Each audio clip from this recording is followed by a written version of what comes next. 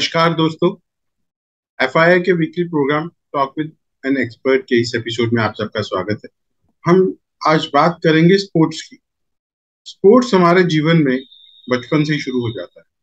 बचपन में जो हम खेल खेलते हैं, कोई क्रिकेट खेलता है, कोई हॉकी खेलता है। बचपन से ही हमें खेलना बहुत पसंद है। और स्पोर्ट्स एक ऐसी एक्टिविटी है जिससे सभी वर्ग के लोग, चाहे वो बच्चे हों, जवान हों, बूढ़े हों या आदमी हो या औरत हो, सभी को खेलना बहुत पसंद है।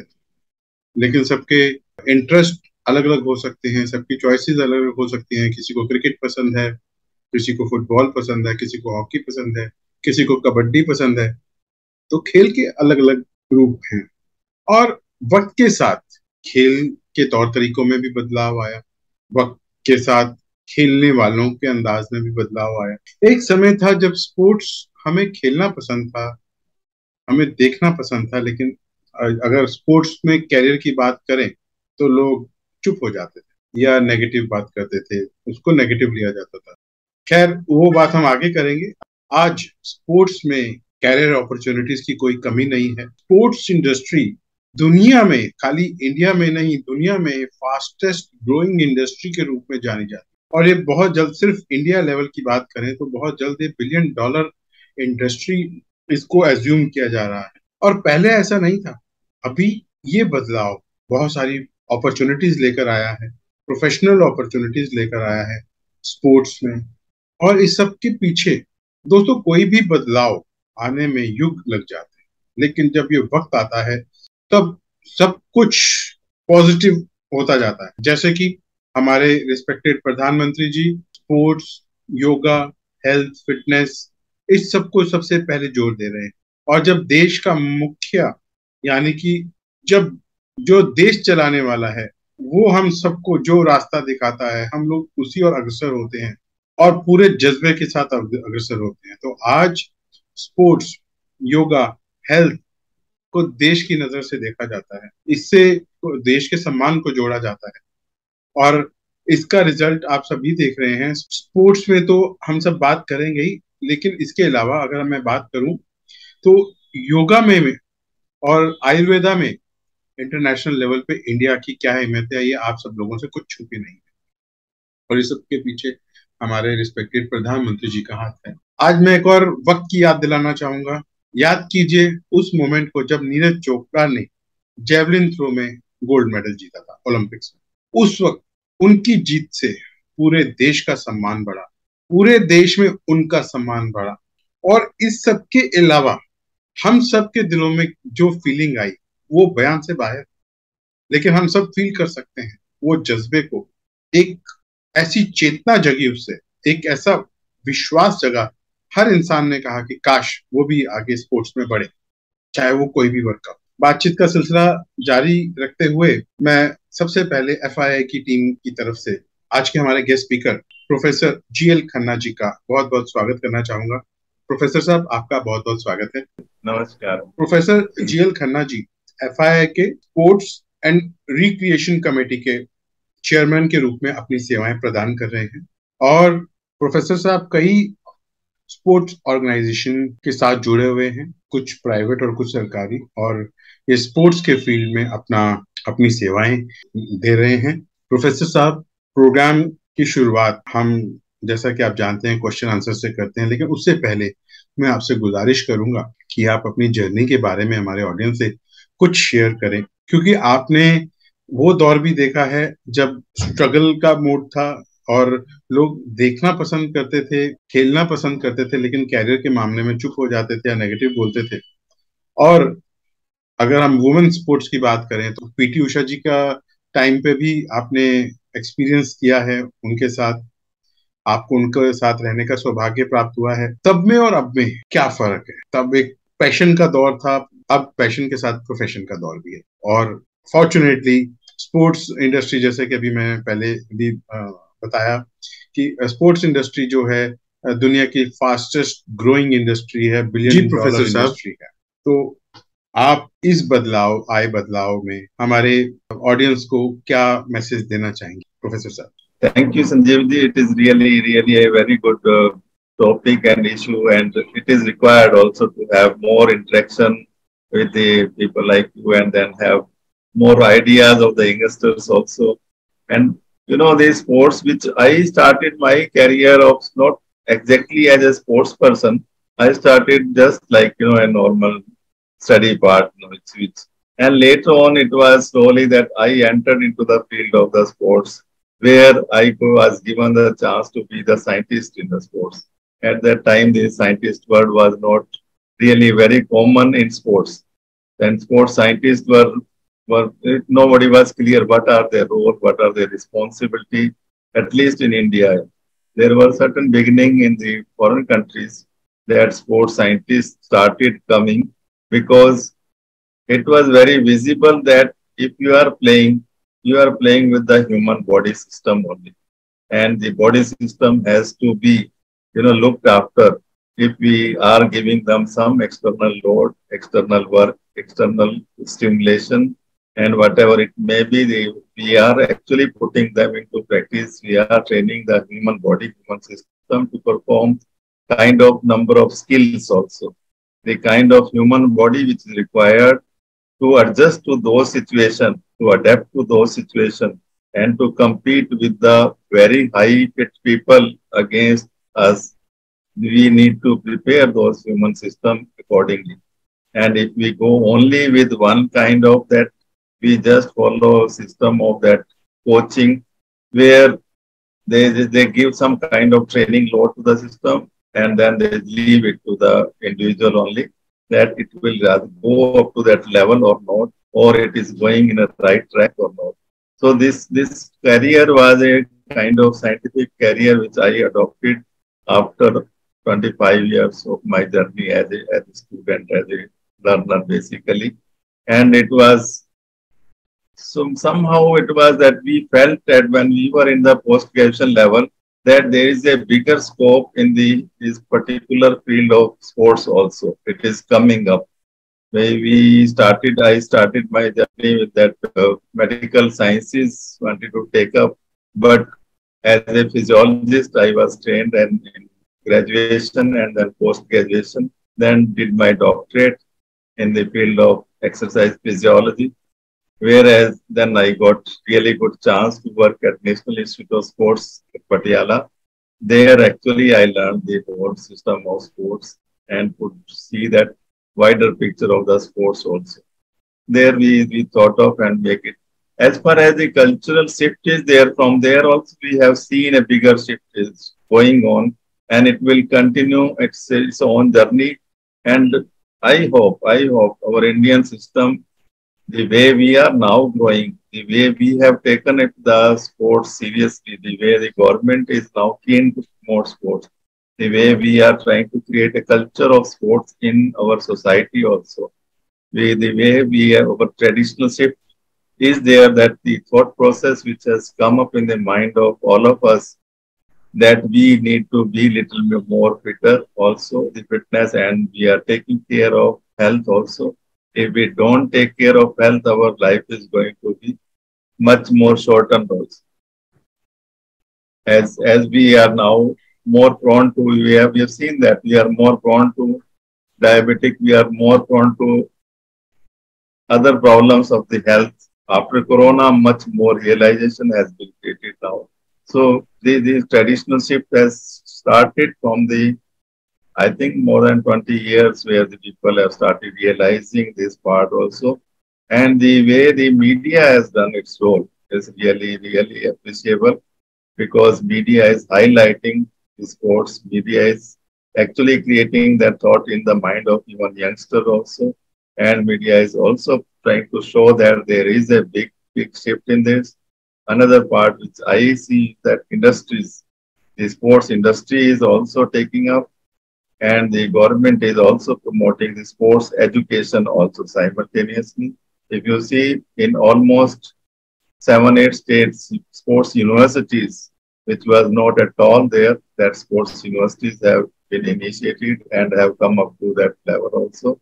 So the multilateral things are going on, and the way we are creating the culture, I think there is a much more better scope where we will improve our performance as well as health and fitness of all individuals. जी। अब वही sir, जैसे कि आपने बताया कि अभी जागरूकता भी बढ़ी है, और सबसे बड़ी बात स्पोर्ट्स में सर सबसे पहले जो चीज होती है माहौल की होती है। जैसा कि आपने बताया, माहौल में भी फर्क पड़ा। हमारे प्राइम मिनिस्टर जी ने भी अभी योगा को भी जोर दिया, हेल्थ के ऊपर, हेल्थ एंड फिटनेस के ऊपर मेन जोर दिया। हेल्थ एंड फिटनेस की बात आती है तो स्पोर्ट्स की बात ना हो, ऐसा हो ही नहीं सकता। तो एक ये भी वजह रही। दूसरा, हेल्थ को लेकर जब आप और हम एक एज ए आम पर्सन भी आगे बढ़े, हमें एक इच्छा हुई कि हेल्थ में आगे बढ़ना है, फिर स्पोर्ट्स में बढ़ना है, और फिर बच्चों का चॉइस, एक माहौल जो चेंज हुआ। तो, और अभी हमने देखा कि जैसे आपने मीडिया की बात की, कई बायोपिक्स भी अभी जारी की गई हैं, कितना मीडिया दिखा रही है सभी चीजों के बारे में। और सबसे बड़ी बात, हमें जो भारत ने अभी एथलेटिक्स के ऊपर अपना प्रदर्शन किया, भारत की तरफ से पार्टिसिपेशन किया गया, और उसमें कई अवार्ड जीते भारत के खिलाड़ियों ने।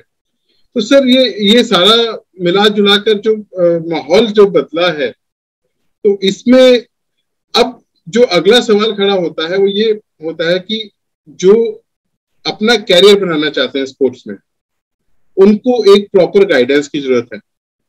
अब अभी अभी अभी माहौल तो है, और हमें प्राउड भी है एक देश के, अगर हम अपने भारत देश की बात करें तो सबको प्राउड भी है कि हम आगे बढ़ रहे हैं, और सिर्फ अपने घर में ही नहीं बढ़ रहे, इंटरनेशनल लेवल पे बढ़ रहे हैं।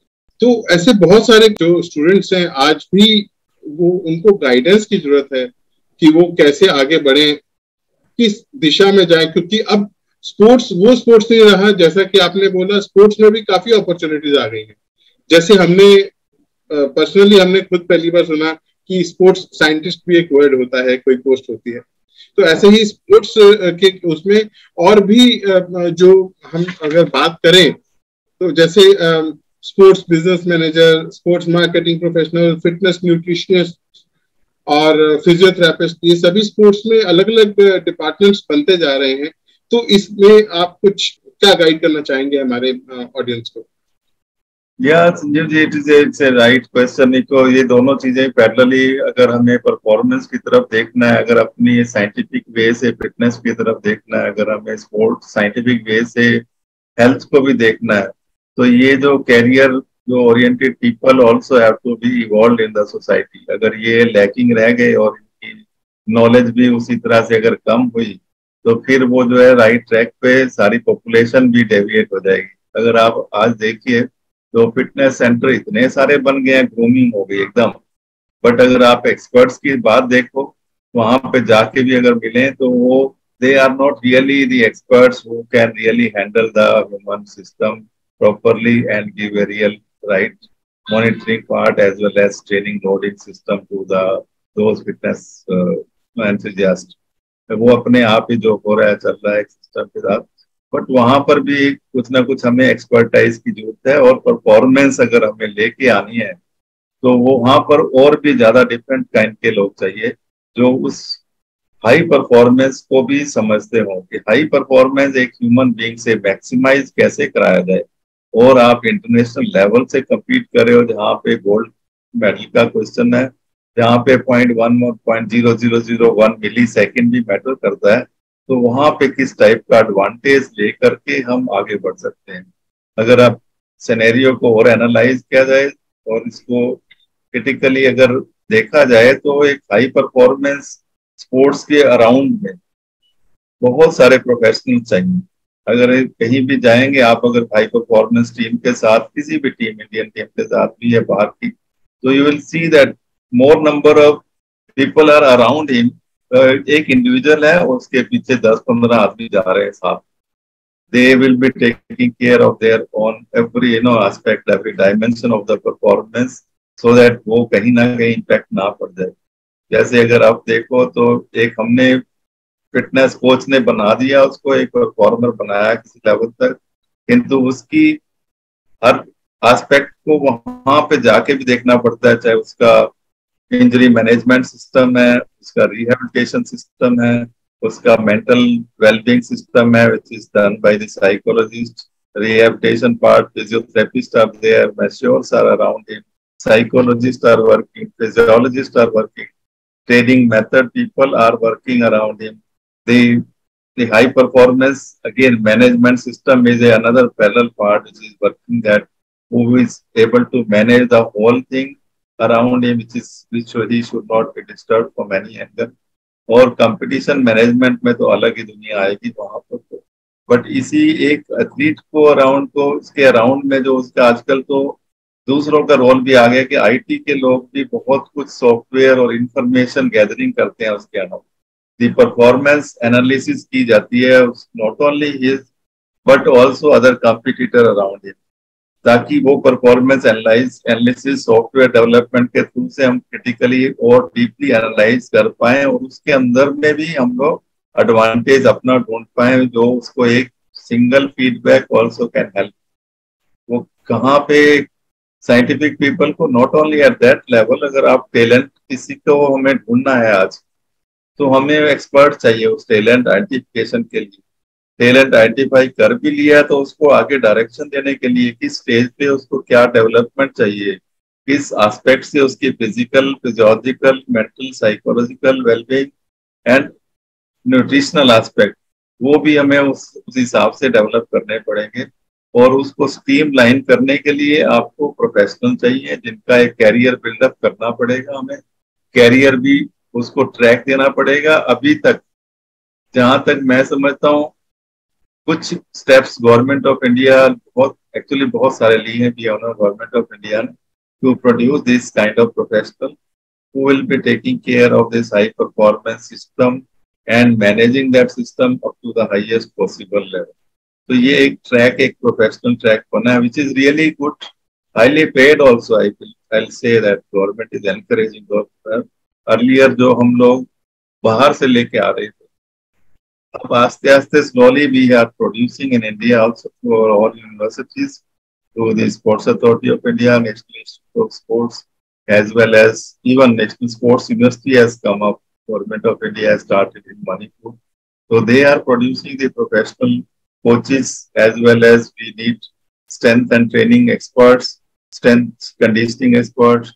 To see the physiological part, we need to have sports physiology, we need to have sports physio, high performance, we need to have sports trainer, we need to have sports psychologist, we need to have sports biomechanics also, which will look into the movement pattern of the athlete.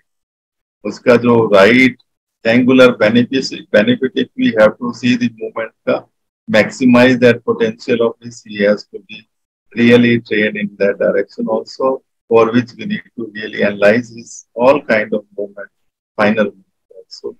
Even अगर अभी देखा जाए तो nutrition is playing a very very big role in this performance side also, but उसके लिए specific nutritionist चाहिए.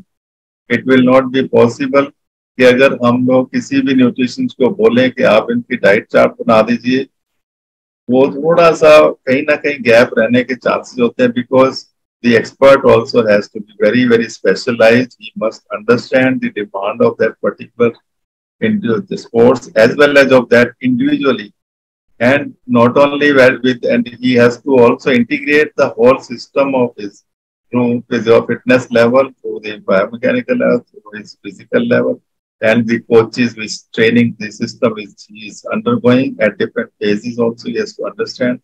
So वो specific nutritionist भी क्रिएट कर रहे हैं अभी, और performance manager, performance analyst also are being created now in the system. So कुछ हद तक काम हो रहा है इसके अंदर में. Professionals have got really really very good scope now. और जो पहले लगता था स्पोर्ट्स पर्सन बनने के बाद मैं क्या करूंगा, वो कहीं ना कहीं गवर्नमेंट जॉब मिल जाएगी, inspector, police, army were supporting, railways were supporting for their own profession. But now the sports person has got his own way. He has already experience of the sports. He has already taken some inputs of scientific or other aspect. He understands those. And if he goes into that career, I think he will become the best professional and will be able to support this ecosystem of sports performance also. Sir मेरा next question आपसे ये है कि अभी discussion करते time we were talking about, आपने PT Usha ji का discussion थोड़ा सा छेड़ा उनकी ट्रेनिंग के बारे में. तो we are all keen to know कि उनकी ट्रेनिंग कैसे होती थी, how did she become the inspiration for young, for all of us Indians, I mean. उनकी ट्रेनिंग आप again can you repeat the question? Sorry. तो माय क्वेश्चन इज कि PT Usha जी की ट्रेनिंग कैसे होती थी, क्या वो खाती थी, किस तरीके से उनका ट्रेनिंग रिजीम होता था, and how many people were behind in the team working for her उनकी ट्रेनिंग के लिए? उनकी ट्रेनिंग की हिस्ट्री तो अलग ही हिस्ट्री है actually. She has ग्रोन्ड up from the very beginning with some coaches, with some trainers, with some physical education teachers. वो शायद कहीं ना कहीं पे इतना मैं डेप्थ में नहीं गया हूँ, बट जब वो कैंप्स में आते थे तो definitely there were certain things which parameters जो कंट्रोल किए जाते थे. वो था कि कुछ डाइटरी पार्ट पर, कुछ उनकी फिटनेस कंपोनेंट के ऊपर, because the sports authority of India NIS Patiala के जो कुछ रेगुलेटरी नॉर्म्स के अंदर में they have to undergo some blood test, physical test, physiological fitness के असेसमेंट. उसके बेस पे फिर थोड़ा डिस्कशन करते थे साइंटिस्ट से, और डिस्कशन करके सर्टेन लेवल पर आगे वो एक ट्रेनिंग को, लोडिंग को फिक्स करते थे वहाँ. तो वो जो कुछ लोग बाहर से भी थे, कुछ अंदर से भी थे at the NIS Patiala level. But Nambiar साहब उनके coach, he himself was a great personality, and वो बहुत ही इन चीजों को बड़े एक्सपीरियंस्ड वे से ही अपना इवेल्युएट करके आगे उस चीज को बढ़ाते थे. तो ये उस टाइम का बात तो अलग था. 82 was just beginning of scientific era. उससे पहले जो था इतना था नहीं. तो बैकअप सपोर्ट शायद कहीं ना कहीं हमारे जो ऐसे अच्छे एथलीट्स रहे हैं, परफॉर्मेंस रहे हैं, उनको और कहीं इस टाइम का जो बैकअप मिल रहा है वो उस टाइम मिला होता तो they would have really perform very high. Achievement would have come different level पर भी. बट फिर भी जो भी बेस्ट पॉसिबल था, we used to help her in different ways. But otherwise coach was the dominant. He used to have that. But यहाँ पर एक और जो, जब कैंप्स के अंदर में आ जाते थे तो वहाँ पे उनको फिजियोथेरेपी की, मसाज की, मेडिकल की, साइंसिस की, स्पोर्ट्स साइंस की अवेलेबिलिटी थी, और न्यूट्रिशनल भी रिक्वायरमेंट भी उनकी अकॉर्डिंगली प्लान कर लेते थे. एंड उनकी जो ट्रेनिंग लोड के हिसाब से भी थोड़ा डिस्कशन करके वो लोग प्लान करते थे वहाँ. वो that is advantage to them, because most important is to keep such higher athlete injury free and managing their own day to day, कि ऐसा सिचुएशन करें कि they are free of all this problems. At least health wise they are taken up in very seriously and given that for eco environment according. Sir, जिस तरीके से science आप describe करते हैं कि what all goes behind in making a great athlete, ये science तो शायद आज हमने बड़े एक नए तरीके से सुनी है, एंड इतना माइक्रो लेवल पे इन चीजों को मैनेज किया जाता है और केयरफुली स्टडी किया जाता है, एनालिसिस प्रॉपर किए जाते हैं. This is all I think new, very new to us. I did read about it somewhere, but it is done to such an extent, and as rightly said by you, ये शायद हमारे पहले के athletes को, scientific era से पहले के athletes को शायद ये सपोर्ट मिला होता तो India would have first done these wonders back in the day. Yes, yeah, because you know the race जो चल रही है इंटरनेशनल लेवल पर, now somehow it is visible, very visible, that this race has become not only between the athlete. It has been, now this race has gone up to the scientific level, not one scientist or two scientists. It is the whole different field के scientists, they have to join together to give that advantage of that competitive advantage to the individual. वो अगर वो वाला create नहीं हुआ हमारे atmosphere में, हमारे इस स्ट्रक्चर के अंदर में, तो somewhere again possibly we not be able to maintain that race pace जो है. और अभी भी मुझे लगता है कि we really have to pick up. अभी पिकअप उस हिसाब से, उस टेम्पो से, उस लेवल का होना बाकी है. आप तो साइंटिफिक पार्ट से आई हुई, और उसमें आपको भी पता होगा कि अगर हम लोग कहीं ना कहीं पे डेप्थ ऑफ दिस रिसर्च अगर नहीं गए इस लेवल पर आने के बाद, तो फिर हम फिर पीछे रह जाएंगे. हम सिर्फ फॉलो अप करने वाले हैं. व्हेन वी गेट इन्फॉर्मेशन कि ये होना चाहिए, ऐसा हो रहा है बाहर वर्ल्ड में, तो हमें भी ऐसा कुछ करना है. we are making beginning at that time when they have already achieved that level of going into the depth of the thing. हम वहां से पकड़ के फिर आगे बढ़ना चाहते हैं. तो already we are late, I think 10 years 15 years from there. इसको हमें गैप को कम करना पड़ेगा. It is of course evident. It is, the gap is there, but पहले के performances से जिस तरीके से चीजें थोड़ी पिकअप हुई हैं, there is some improvement as well in terms of awareness, be it through media or be it through a changing dynamics in the sports sector. Government का इसमें कैसा रोल रहा है? How is the government in today's time pushing for establishing India on the map when it comes to sports? मुझे लग रहा है government is now after this change of government, जब से हम लोगों के यहाँ पे मोदी जी ने इनिशिएटिव काफी लिए. उन्होंने जब ओलंपिक्स का आज से 10 साल पहले जो हुई थी, उसमें हमारी performance was not up to that mark. At that time, he thought of in a big way, and he created Prime Minister Olympic Task Force. So, which that task force has gone into the depth and minutely from various angles, starting from creating the culture of sports to up to that micro level of scientific development in the field of sports, and how the whole sports has to be athletic centric. The athlete has to be in the centric figure, and the coach has to surround him. All of us around that, the whole society, they have to really give him the support system and the management system of, as per his requirement, individual's requirement. I hope then only things can change. That one was the basic issue there. And the small component which were taken up, the government has initiated everything and has gone in a very big way. They have thought of a big thing. And they have created a education system, sports education system around that, where we were discussing about that, created around in the government system itself, more than 12 institutes where we can train the people in sports sciences, sports medicine. And they have also created the various sports scientific supporting centers all around India. All around India, they have given that laboratory, they have given scientists also, they have recruited number of scientists, they have created center of excellence in the sports field. The government has created a wider picture through their federations also. They are also creating the structure that they should also provide the scientific and managerial, the systematic management of the whole system. So other efforts are also ongoing. The government has created a structure where they are promoting the Fit India, they are promoting the Khelo India, they are making various kind of center where the whole talented people can be pulled in, can be trained in a scientific manner also. So this is a big cultural thing. Change has come, a shift has come, and that is really credit goes to this last, I think, 5-7 years. Things are really very speedy. Very high speed rate is changing also, and we can see the outcome also.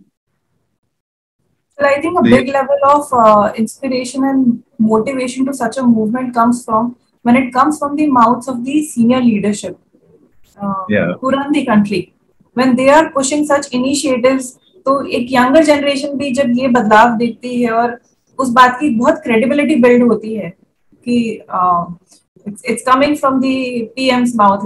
These initiatives are run by the government of India. So cultural shift की जब हम बात करते हैं, perspective shift की जब हम बात करते हैं, ये काफी बड़ा रोल प्ले करते हैं इसमें. Definitely, the government अगर वो support करे system को और government अगर initiate करे, it top down and the bottom up. Both way it is working now. People from the other part of the field also, the public, the schools, the college, the universities, the rural areas, everybody is now supporting that system so that we create that culture of sports in India. And that's how our outcome will be possible. Earlier, if we think about the last 30 years back, only few people were there, and out of the few people, you can get maybe some medalists. But now if the large base comes up, the base is more stronger, and the outcome of the performance-oriented people will be, we have better chances of getting more number of medals also. So now the all the level, base level also is being improved, and the whole transition phase is going in a triangle way. Outcome of the performance is there, and they becomes our role model also. And from role model, the things shift again. It's a cyclic process. So that cycle, I think this particular last 8-10 years it has been initiated, and it's going in a really effective way also. Definitely, sir. जी, thank you sir. आज बातें तो बहुत हैं और करने वाली, लेकिन समय हमें अलाउ नहीं कर रहा। आपकी बातों से मुझे एक पुरानी लाइन याद आ गई कि मैं अकेला ही चला था जाने, चलता गया और लोग मिलते गए और कारवां बनता गया।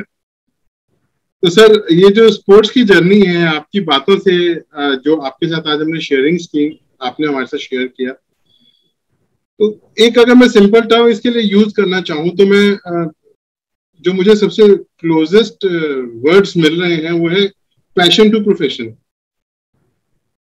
कि जब हम पैशनेट होते हैं और तो हमारे पास फैसिलिटीज ना भी हों तो हम हर हर्डल को पार करके पहुंच जाते हैं। तो उसके बाद जो अवेयरनेस आती है तो वो प्रोफेशन बन जाता है, लोग जुड़ जाते हैं और बेटरमेंट आता है। प्रोफेशन बनने से और अपॉर्चुनिटीज आती है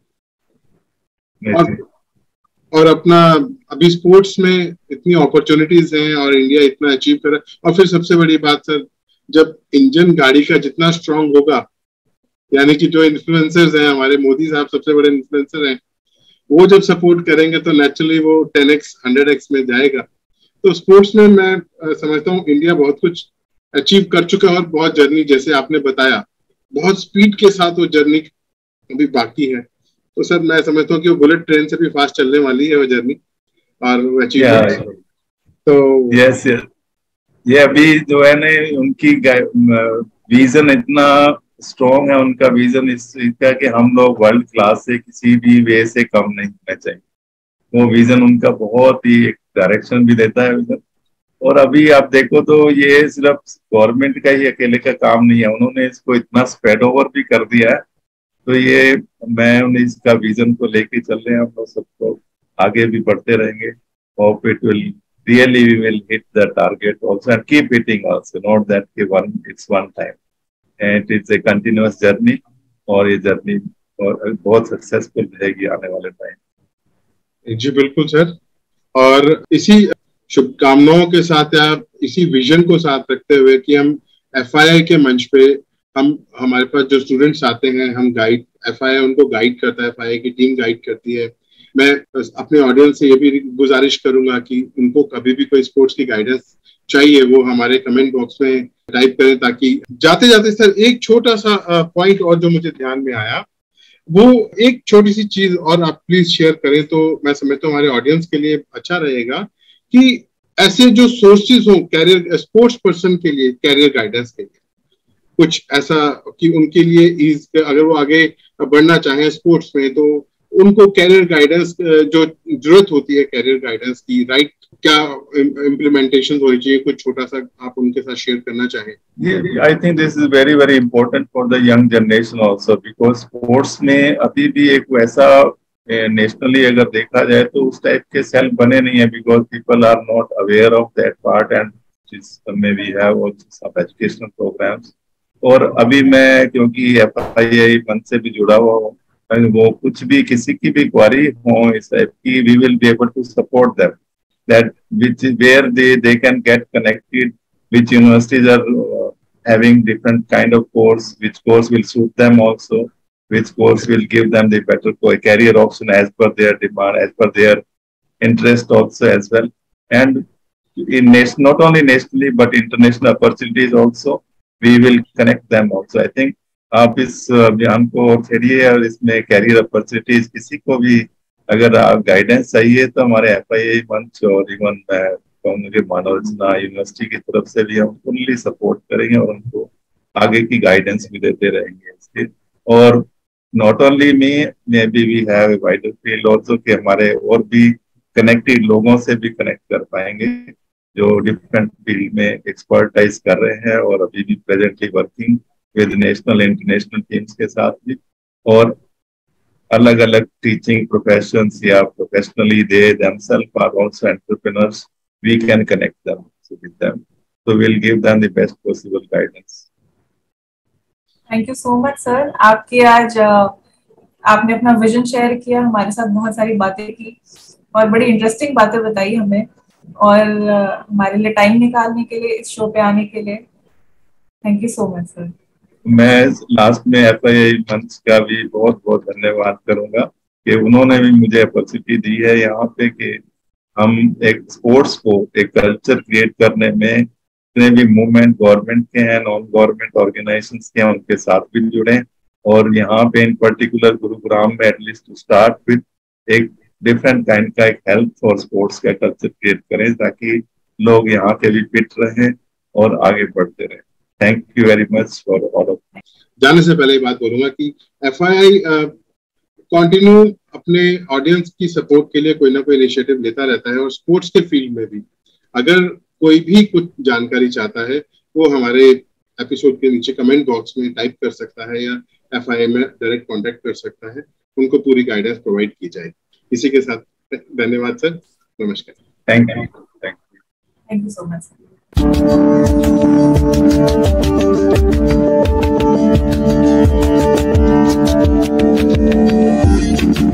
Thank you.